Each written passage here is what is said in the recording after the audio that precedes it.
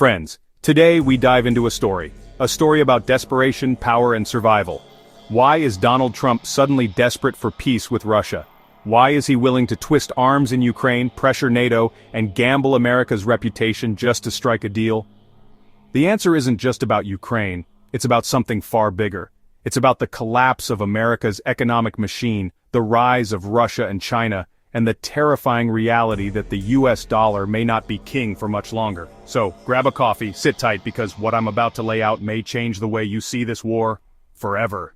The war in Ukraine has dragged on for years now. Manpower, wasted, treasure, burned away. Both Russia and Europe are bleeding resources like never before. But here's the shocking truth. Russia is not collapsing. In fact, Russia's economy is holding up better than Europe's, and while European factories are gasping for air, Russia has found a lifeline in the east. Yes, I'm talking about China. After Western sanctions shut Moscow out of global markets, China swooped in like a hawk. Take Russian aluminum. Before the war, China barely bought any, but after sanctions, imports skyrocketed, up 16 times higher than before. Tens of thousands of tons suddenly redirected from Europe, straight into China. And here's the kicker. Beijing is getting it at a massive discount.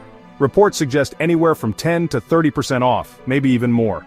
Cheap Russian resources mean cheap Chinese products. Electric vehicles, heavy machinery, solar panels, you name it. China can churn it out faster and cheaper than anyone else. And every time China's factories roar to life with discounted Russian commodities, American and European industries lose ground. This is why Trump sees no way out but peace. But there's another nightmare unfolding, and it's one few Americans realize until it hits their wallets. When Russia was cut off from SWIFT and the US dollar system, Moscow had to find alternatives. And they found it in China's currency, the yuan. In just 1 month of 2024, Russia exported nearly $10 billion worth of goods to China. But here's the shocking twist. Over $13 billion worth of those exports were priced in Chinese yuan. Think about that. Not dollars, not euros, Chinese yuan. For the first time, a major global exporter has fully de-dollarized its trade with a giant economy, and now Russian exporters across the board are taking yuan as payment because, frankly, they have no other choice. The West closed its doors, China opened theirs. And this one shift is sending shockwaves through the financial system.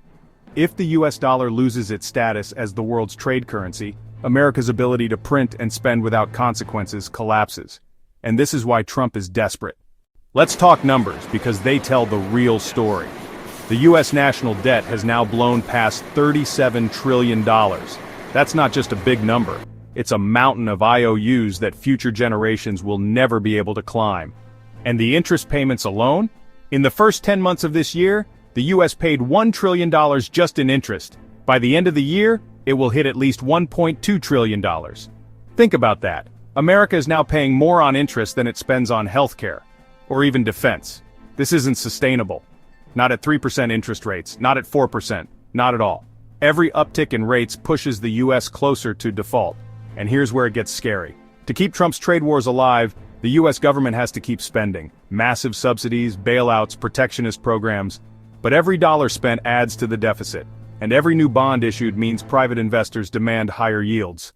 In other words, the cost of borrowing skyrockets while faith in the dollar collapses. It's a doom loop. So what does Trump do? He looks for a release valve, and he sees it in Russia. Trump knows he cannot fight a trade war with China, subsidize US factories, and fund a forever war in Ukraine all at once. The math simply doesn't work. So what's the plan? End the war, strike a deal with Putin, and in return, secure access to Russia's vast resources. Here's the reality. Ukraine has already offered the US a $100 billion weapons deal in exchange for security guarantees. But Trump isn't looking to expand commitments. He wants out. He's pressuring Ukraine to give up Crimea, to drop NATO membership dreams, and to negotiate directly with Russia. Because if peace doesn't come soon, the US economy keeps burning money it doesn't have, and the dollar's credibility will sink even faster. It's not about morality, it's not about freedom or democracy, it's about survival. But here's the problem, the price of peace is steep.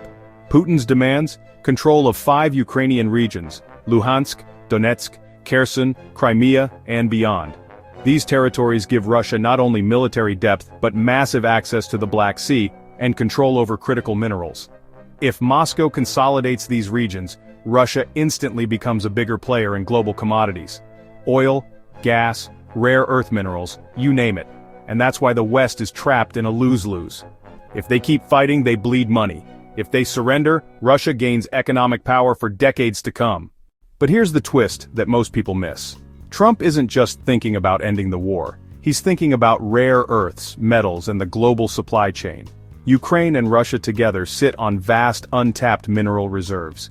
These minerals are crucial for EVs, semiconductors, and defense tech. If Trump can strike a deal with Putin, the US could gain access to these resources without having to pour billions into risky mining projects overseas. It's geopolitics as supply chain strategy. And in Trump's mind, Russia is the last remaining lifeline for America's industrial revival. But can Russia really trust America? Can Putin really trust Trump? And even if a deal is struck, what happens when the next administration comes in and tears it all apart? Let's not forget, Russia still has $300 billion in frozen assets sitting in Europe, most of it in Belgium. It earns interest, and that interest is currently funding Ukraine. Will Trump force Europe to unfreeze it? Will he demand an end to energy sanctions and a return to SWIFT access? If he does, Russia gains billions instantly. If he doesn't, Putin has little reason to believe the West can be trusted. The fate of these frozen billions could decide whether peace is even possible.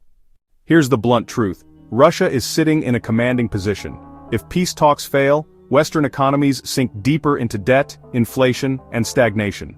If Russia gets its demands, Moscow and Beijing cement their partnership, and the West still loses leverage. And yet, for Trump, the path is clear. He has to end the war. He has to secure resources. He has to try to delay the dollar's collapse, even if it means cozying up to the Kremlin, because without Russia's cooperation, America's fiscal doom spiral accelerates. So here we are, at the edge of history. Trump's desperate gamble isn't about peace for peace's sake. It's about buying time for America's economy before the debt bomb explodes. It's about rare earths, cheap commodities, and the crumbling foundation of the US dollar.